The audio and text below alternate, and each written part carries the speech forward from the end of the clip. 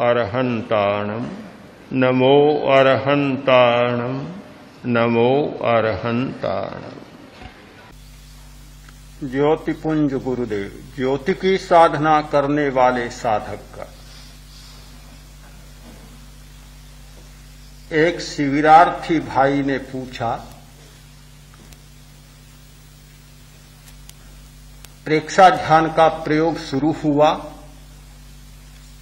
प्रारंभ में एक घोष सुना, आत्मा के द्वारा आत्मा को देख। बहुत अच्छा लगा कि हम आत्मा को देख पाएंगे। एक चिर स्वप्न जैसे साकार होने लगा। आत्मा को देखने की सबसे प्रबल लालसा मनुष्य में होती है। हर व्यक्ति आत्मा और परमात्मा को देखना चाहता है, खुली आंखों देखना चाहता है, सामने खड़े हुए हों वैसे देखना चाहता है। बड़ा अच्छा लगा कि हमें आत्मा को देखना प्राप्त होगा, किंतु जैसे ही प्रयोग शुरू हुआ हमें कहा गया श्वास को देखें। भारी निराशा हुई। आए थे आत्मा को देखने के लिए, सुना आत्मा का दर्शन होगा और कहा गया श्वास को देखें।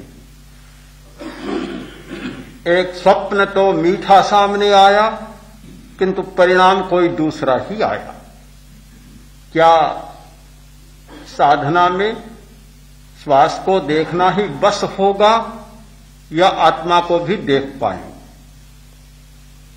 केवल श्वास को ही देखना है तो 10 दिन शिविर में आने की क्या जरूरत थी? ये तो रोज चलता है बेचारा, घर पर ही चलता है। सोते हैं तो भी चलता है, जागते हैं तो भी चलता है, खड़े होते हैं तो भी चलता है, बैठते हैं तो भी चलता है, चलता ही रहता है। श्वास को तो जहां कहीं भी देख लेते। फिर हमें क्यों बताया गया आत्मा के द्वारा आत्मा को देखें? तर्क बहुत समर्थ था। तर्क को तर्क के द्वारा काटा भी जा सकता है। तर्क कितना ही बलवान हो, कोई भी तर्क आज तक दुनिया में ऐसा नहीं हुआ जिसका प्रति तर्क न हो। एक भी तर्क नहीं है कि जिसका कोई दूसरा उल्टा तर्क न हो, विरोधी तर्क न हो। हर तर्क का विरोधी तर्क मिलता है। एक बार सुनते हैं ऐसा लगता है कि तर्क अकाट्य है। अगर अकाट्य हो वह तर्क हो ही नहीं सकता। अनुभव अकाट्य हो सकता है, तर्क कभी अकाट्य नहीं हो सकता। तर्क तो बुद्धि का खेल है, जो बुद्धि का खेल है वह अकाट्य कैसे हो सकता है? अनुभव चेतना का परिणाम है, वह अकाट्य हो सकता है। शाश्वत सत्य का स्पर्श होता है अनुभव के साथ। तर्क के साथ कभी शाश्वत सत्य का स्पर्श नहीं होता। मैं तर्क में नहीं उलझा, और इसलिए नहीं उलझा कि कल ही मैंने मेरे आचार्य से सुना था कि तर्क से सच्चाई नहीं मिलती, तो फिर उलझने का सवाल ही नहीं था। मैं 2 क्षण मौन रहा और मैंने कहा, मैं तुम्हारी बात को काटना नहीं चाहता, तर्क के प्रति तर्क प्रस्तुत करना नहीं चाहता, केवल एक कहानी सुनाना चाहता।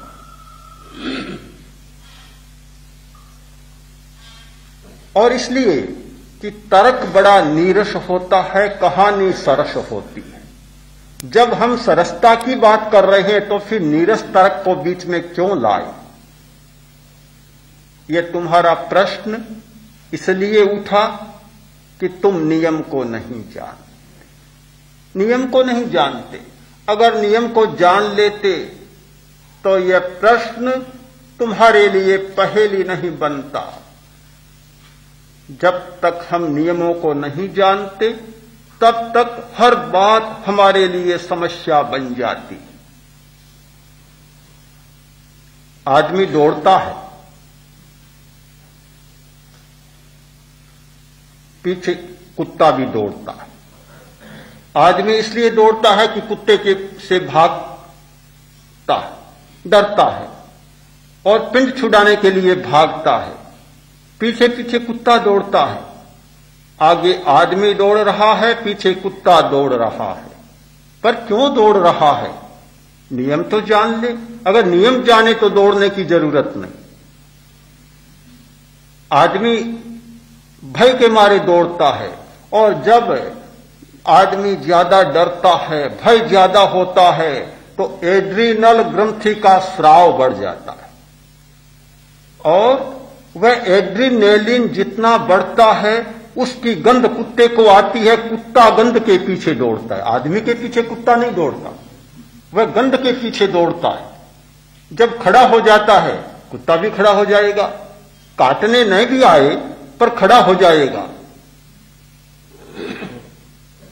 नियम को नहीं जानते, दौड़ते ही चले जाते हैं। अरे दौड़कर तो पीछे तुम बुला रहे हो उस कुत्ते को, तुम्हारी गंध एड्रिनल उपवृक्क ग्रंथि के स्राव की गंध उसको बुला रही है, बेचारा दौड़ेगा। खड़े हो जाओ, फिर कोई नहीं दौड़ेगा पीछे। आदमी खड़ा होना नहीं जानता, इसलिए सब पीछे दौड़ रहे हैं। अगर खड़ा होना सीख जाए, जान जाए, तो कोई भी पीछे नहीं दौड़ेगा। स्वयं खड़ा और सब दूसरे खड़े हो जाएंगे। हम नियम को नहीं जानते। 10वें कालिक सूत्र पढ़ा, उसमें एक श्लोक है, हथ संजय पाय संजय, बाय संजय संजय इंद्रिये, अज्झपरये सुसमाहि अप्पा।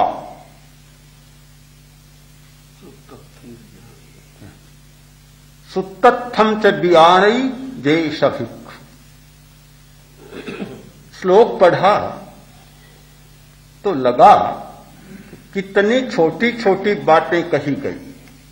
हाथ का संयम करो, पैर का संयम करो, वाणी का संयम करो। ये तो बहुत साधारण बातें हैं, किंतु नियम का पता चला तो लगा कितनी महत्वपूर्ण बातें हैं। इस श्लोक का एक नियम मैं पहले प्रस्तुत कर चुका हूं, लेश्या के प्रकरण में, आभा मंडल के ग्रंथ में।